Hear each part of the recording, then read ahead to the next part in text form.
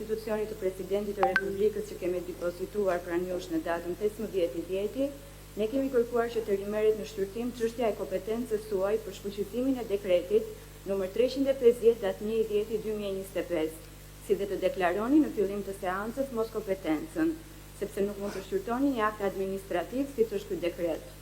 Zgjedhjet në Tiranë u penguan. Prandaj tashmë duhet të rikthehet kushtetueshmëria dhe të shpallet moskompetenca për shqyrtimin e dekretit numër 350/1/2025. Meqense nuk u deklarua moskompetenca për shqyrtimin e kërkesave lidhur me dekretin dhe nuk na çliruat nga statusi i palës në këtë proces, që do të ishte një vendim i drejtë dhe ligjërisht korrekt për këtë kërkesë paraprake. Ne po e paraqesim kërkesën edhe një herë formalisht përpara jush tani, që të anulloni vendimin për përfshirjen e dekretit numër 350/1/2025 në këtë shqyrtim, si hap që duhet i paraprish shqyrtimit të çështjes në themel. Argumentat tona në mbështetje të kësaj kërkese janë si vijon. Mbledhja gjyqtare të gjykatës kushtetuese ka vendosur në datën 9/10 që të pranojë për shqyrtim kërkesën e kryetarit të shkarkuar të Bashkisë Tiranë për shfuqizimin e VKM-s numër 539 datë 25/9/2025. Shfuqizimin e dekretit të Presidentit të Republikës dhe pezullimin e efekteve juridike të këtij të fundit. Vendimi për kalimin për shqyrtim të kërkesës për fuqizimin e dekretit është mbështetur vetëm mbi dokumentacionin e servirur nga kërkuesi, tek i cili mungonte tërësisht praktika dokumentare e institucionit të Presidentit të Republikës për dekretin, mungesa edhe e praktikës dokumentare të Këshillit të Ministrave për VKM-n e bën tërësisht të pambështetur dhe të njëanshme vendimarrjen tuaj.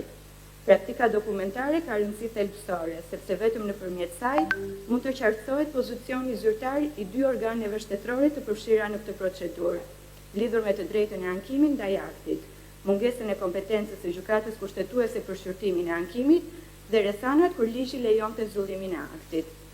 Konkluzioni i organeve shtetërore për këtë çështje bazohej në leximin e kujdesshëm të dispozitave përkatëse të kushtetutës dhe të ligjit të fushës.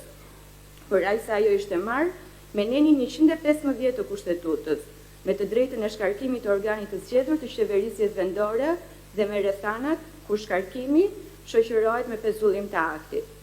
Rezulton e provuar se mbledhja e përgjithshme e gjyqtarëve ka vendosur kalimin për shqyrtim pa shqyrtuar aktet dhe pa i dhënë mundësi Presidentit të Republikës apo Këshillit të Ministrave që të shpjegojnë dhe mbrojnë pozicionin e tyre ligjor.